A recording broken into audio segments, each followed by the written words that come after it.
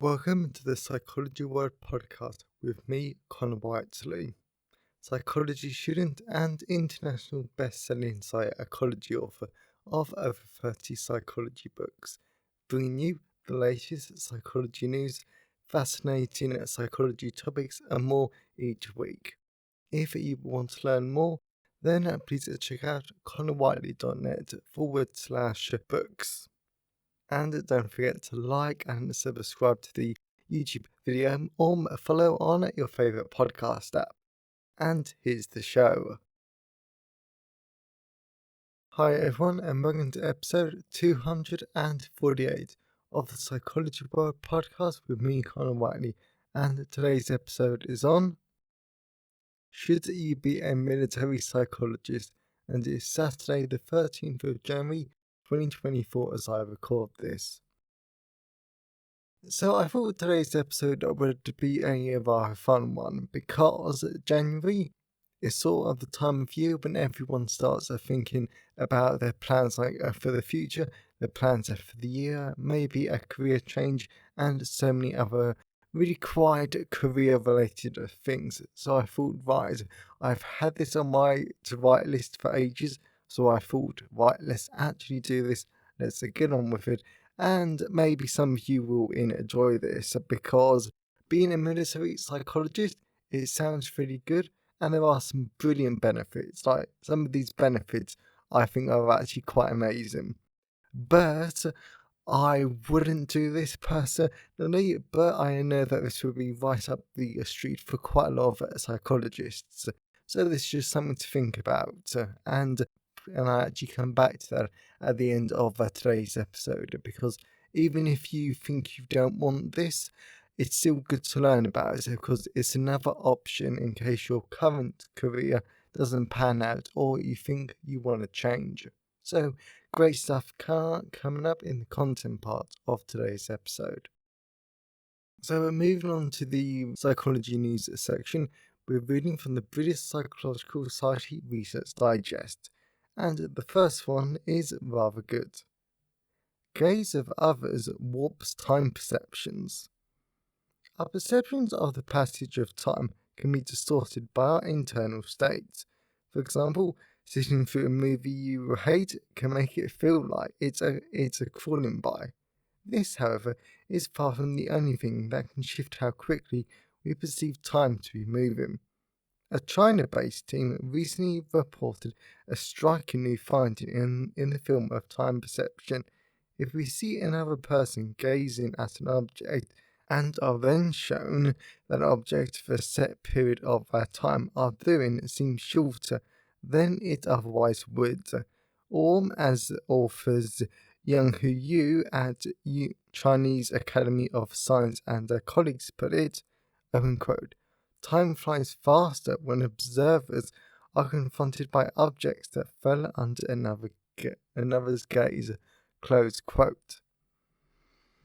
Okay, so I'm not going to read any more of the article, and to be honest, I am not a cognitive psychology person, so I'm sure the cognitive people that are listening to these podcasts can probably figure out why, but I think that's really weird, and I can't even begin to imagine why that would be the case, but again though, that's a nice thing about research, because it always leads us to be like questioning our current knowledge base, and we get to expand it. Now, the only thing that I would say is that this is a striking new finding, which means that this hasn't been done before, which never, ever, ever a bad thing, and I always like really new findings. But because this is a bit of an odd sounding finding, and to be honest, we should always be looking to replicate and just like double check findings like anyway. Hopefully someone in the future will replicate this just to see like, is this a fluke or is this a true finding, or as true as the scientific truth allows us to find. An interesting one, really weird.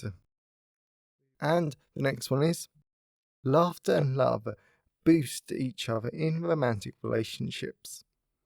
A good sense of humour regularly scores highly on a list of the most desired traits in a romantic partner, But whilst there's plenty of research exploring why we find funny people appearing and how humour might help on a first date, there's been relatively little research into the role of humour in established relationships.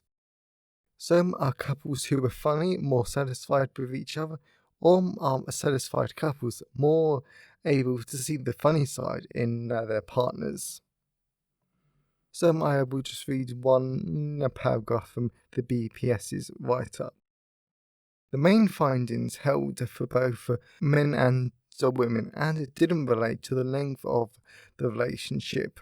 Overall, they fit with the theory that humour functions as a tool for relationship maintenance, signaling continued interest in the other person. Open a quote. Our results were consistent with conceptualizations of humour as an indicator of a continued compatibility or a lack of a conflict. Close quote, the team writes. And I think that this is something that we can all understand, though, because I'm also going to say that this applies to like friendships, because I have no romantic experience to like draw on here.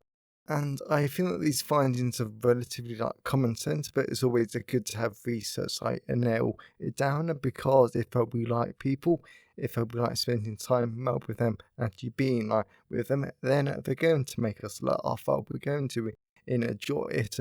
And who doesn't like being around someone who actually like makes them laugh? Well, because if you're around someone that's funny and someone that you like, then you're going to feel good. You're going to feel good. All of those happy neurotransmitters that can be released, and it's going to benefit your relationship and your mental health too. So, the takeaway from this psychology news section is make yourself and make other people laugh. And the final one is elsewhere on the web. Open a quote. A study of 500,000 medical records links viruses to Alzheimer's again and again. Close the quote. Reports Felicity V. Nelson for Scientific Alert. In her article, she details a recent study published in Neuron, which adds to existing literature suggesting links between viral infection and dementia. Though the study design can't demonstrate a causal link, it does, open quote, support the idea that viral infections and related inflammation in the nervous system may be common and possibly avoidable risk factors for these types of disorders. Close a quote. According to the study's co-author, Andrew Singleton.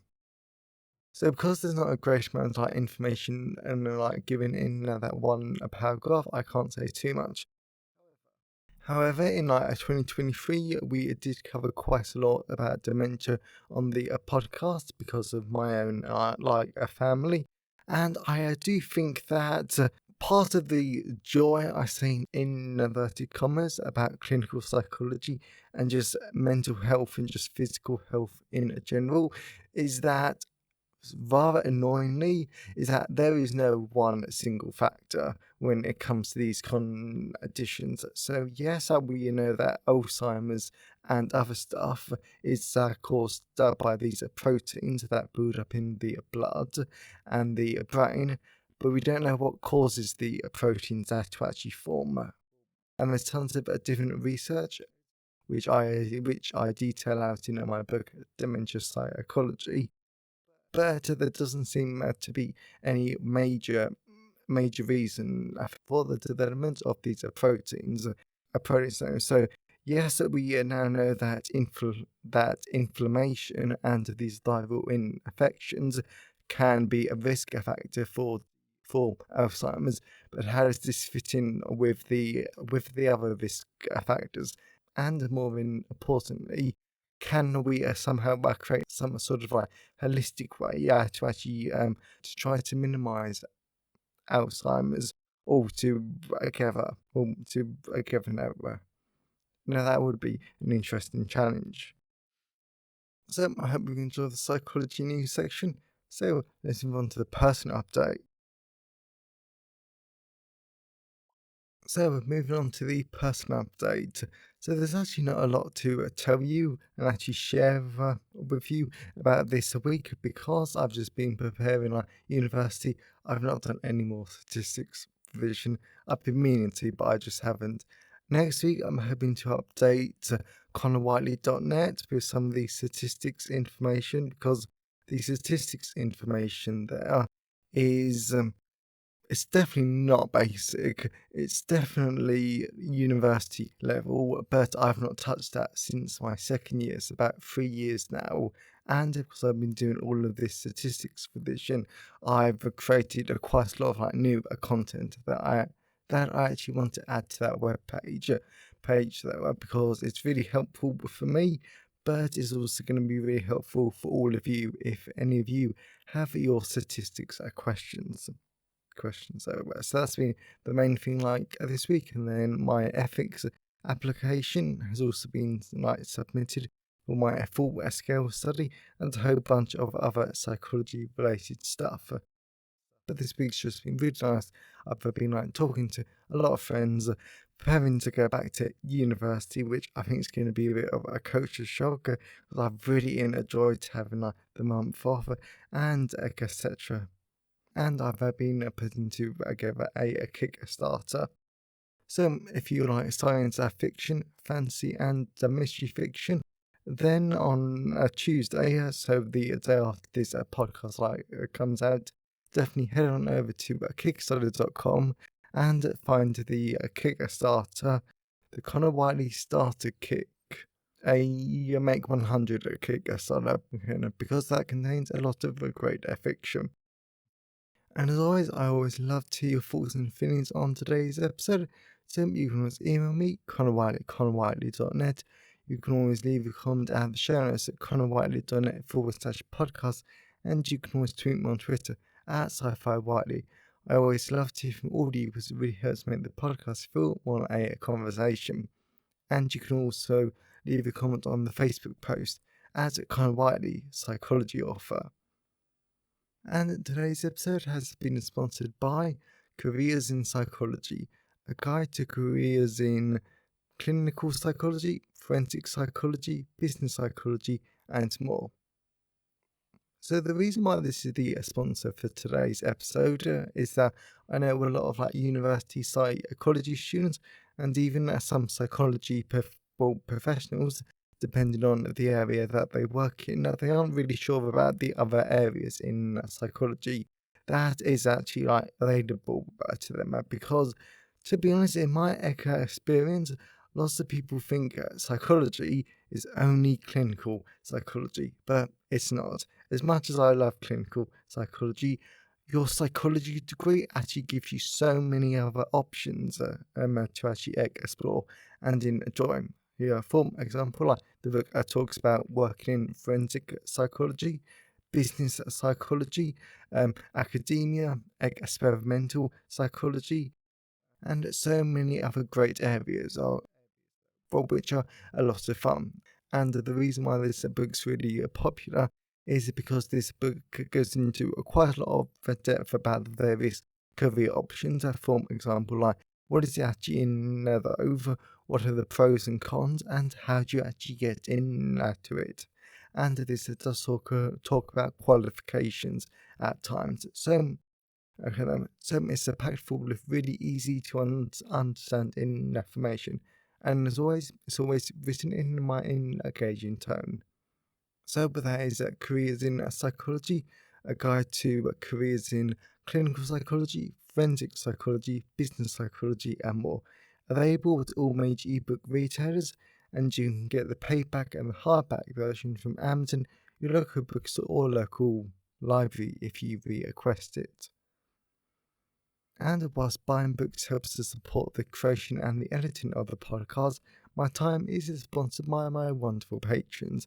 And as always, a massive thank you to my patrons because your support shows that you like the show and that you want it to continue. So if you wanted to become a patron of the show and to get tons of great rewards, now you can at patreon.com/the Psychology World Podcast. So that's the personal update. let's move on to the content part of today's episode. So we're moving on to the content part of today's episode.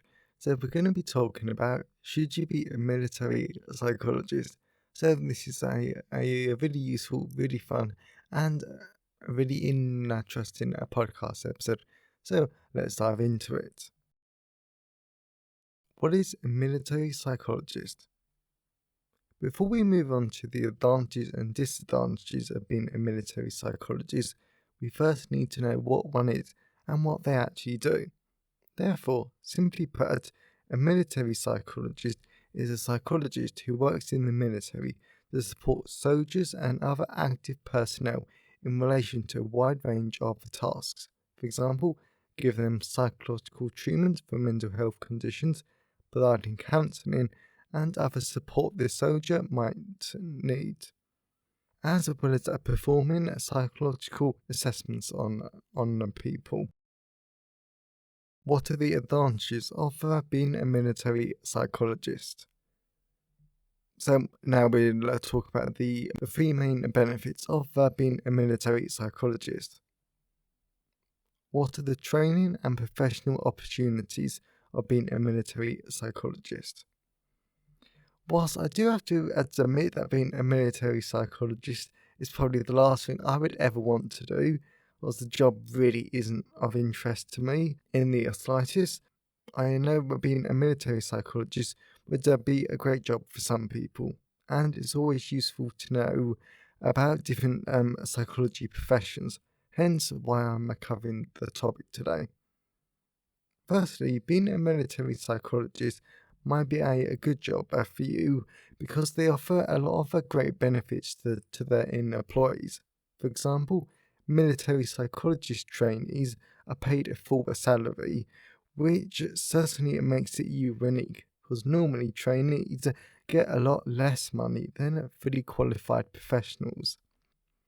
As well as military psychologists get to have the same wages as well as other benefits that other military officers have that have the same rank as them. That I think is very interesting and could be a great benefit. In addition, once you're a psychologist in the military, you can apply for a wide range of postdoctoral fellowships across a wide range of subdisciplines like clinical psychology, forensic psychology, health, operational psychology, and so on. Also, military psychologists get to take advantage of the military's leadership development courses. All of these opportunities come with a full-time salary for the psychologist, which is brilliant considering the often rubbish pay that psychologists can face early on in their careers. And something that I think is a rather brilliant about being a military psychologist is that if you don't work in the military, you tend to have to self-fund your continued professional development. But this normally isn't the case in the military. And yes, I know the NHS and other organisations do tend to have a fund to help pay for CPD, but as I learned my learning disability work experience, that fund is limited and you can only use the money for something directly related to your job.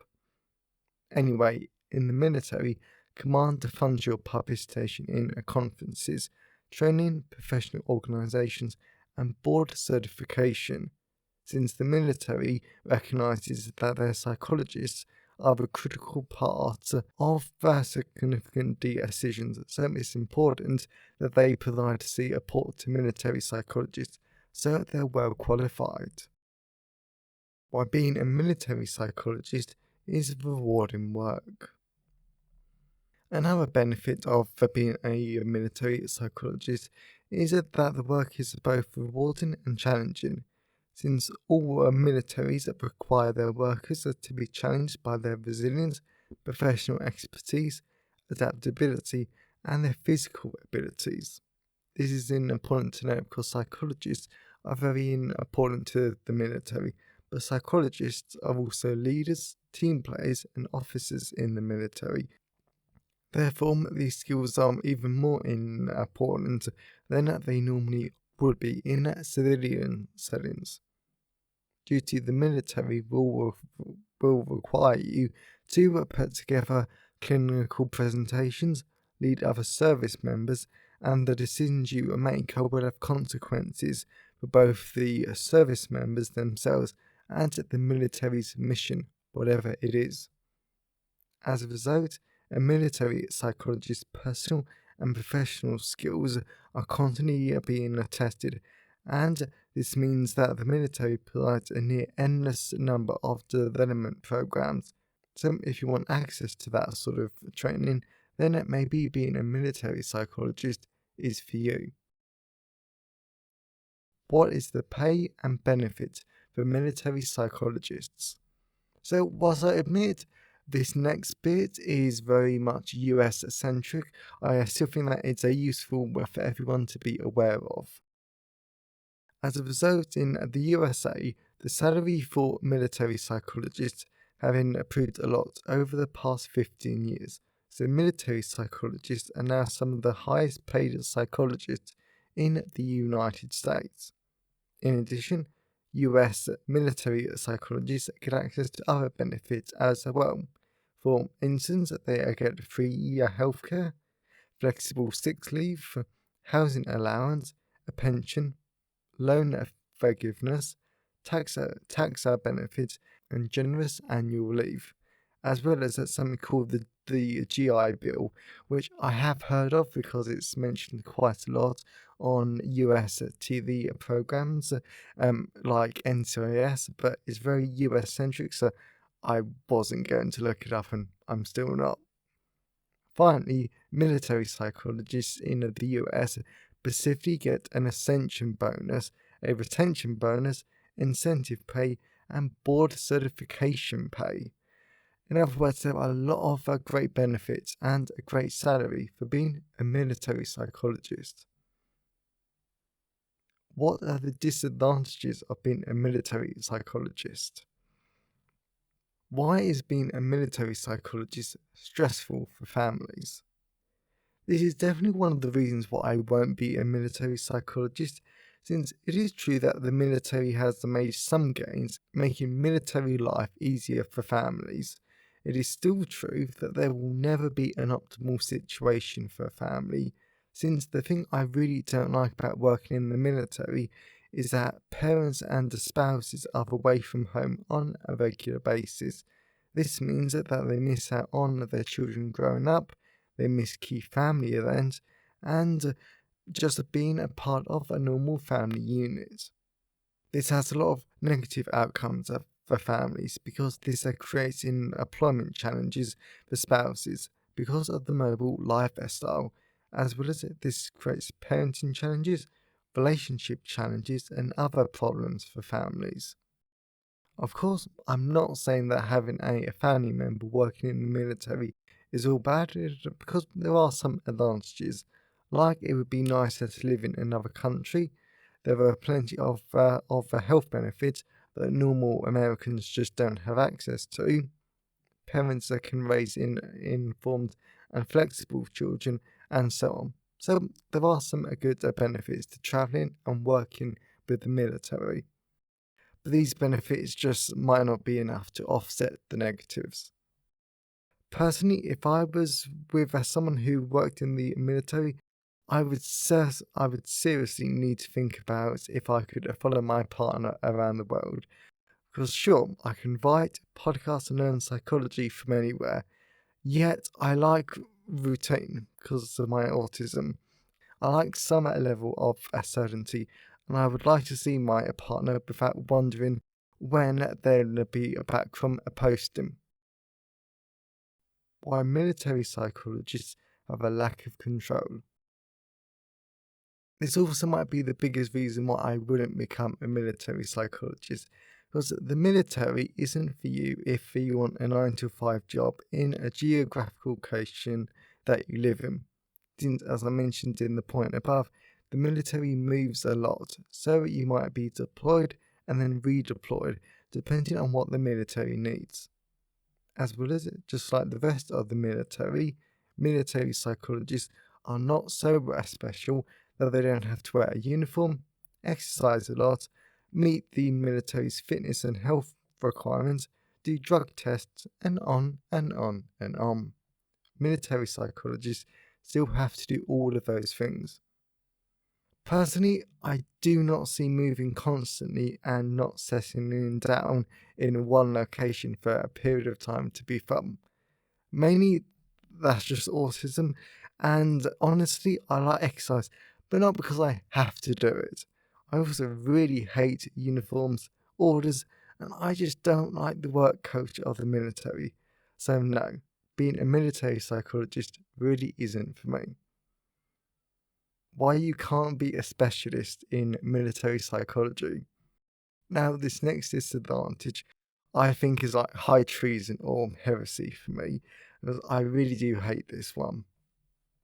Since if you want to be a military psychologist, then you need to be a generalist within clinical psychology or psychology as a whole, and you have to have a lot of knowledge about everything to oversimplify. You absolutely cannot be an expert in one area and that's it, because you will have to be able to do whatever the mission requires. Of course, there are some military psychologists that are specialists, but after you finish training as a military psychologist, you probably will not be used full time in that speciality. You will almost certainly be required to step out of that area for long periods of that time if the military mission needs you in other places. For me, this disadvantage is basically heretical because I love that word, for starters, and I'm a studying psychologist, so I can work with specific groups of clinical populations in specific ways. I want to be able to use systemic approaches and cognitive behavioral approaches. They are the ways of working that I love, and there are certain clinical populations that I would love to work with because I think it'd be a lot of fun and I find them inspiring. So I hate the idea of having to step away from populations and methods that I love. Of course, I'm not deluded. I know in an NHS job or another psychology job, I will still have to step away and use different approaches from time to time. But my point still remains. The basic job is still a specialist within reason, unlike the military psychologist job where you are a generalist. Conclusion. So I think we can all tell by the end of this podcast episode that being a military psychologist is not for me. Yet it might be for you because a military psychologist does have a lot of great benefits in terms of travel, salary, and benefits that a lot of normal citizens just don't get, especially in the US, where they don't have a free healthcare. Yet there are a lot of disadvantages too, like being the generalist, the constant moving, and the uncertainty about where you'll be next. However, the entire point of these Careers in Psychology podcast episodes is that we are all learning what we can do with our degrees. Some of you might be thinking, that sounds like a cool job, but I don't want it. And that's perfectly okay. That's actually my own reaction. But you might be thinking, oh wow, this job sounds great. Thank you, Connor, for telling me about it. That's okay too. You now have the information about being a military psychologist, and you can decide what you want to do with it. And that's what I like these psychology career related episodes, because they get me thinking, me learning, and asking myself, what do I want in my life? And I hope that these episodes inspire you to question yourself, your career choice, and where you want to be in the future. So I really hope that you enjoyed today's episode and you got something out of it. Like I've said before, these episodes are a lot of fun. I love the podcast, but I really do love career-related episodes because I'm just trying to think about what I want for my future, and if I can find something else that's even more interesting, then that's just great. And as I'm learning, I want to be sharing all of my knowledge with all of you. So I hope that you got something out of it. If you know someone who enjoyed today's episode, then please share it with them. I'm always really grateful when you wonderful people help spread the word about the podcast. And if you want to learn more, definitely check out Careers in Psychology, a guide to careers in clinical psychology, forensic psychology, business psychology, and more. Available in all the usual places and at selected audiobook retailers. You can also get the AI narrated version. Now, places like Spotify, Kobo, Barnes & Noble, and a few different library systems too. And if you want to become a patron of the show, then you can now at patreon.com/The Psychology World Podcast. So have a great day, everyone, and I'll see you next time. Thanks for listening today. I hope you found it helpful. Please remember to like the video and subscribe to the YouTube channel and follow the podcast on your favourite podcast app. And if you wanted to learn more, then please check out the backlist of the podcast episodes or my books at conwhiteley.net. So have a great day and I'll see you next time.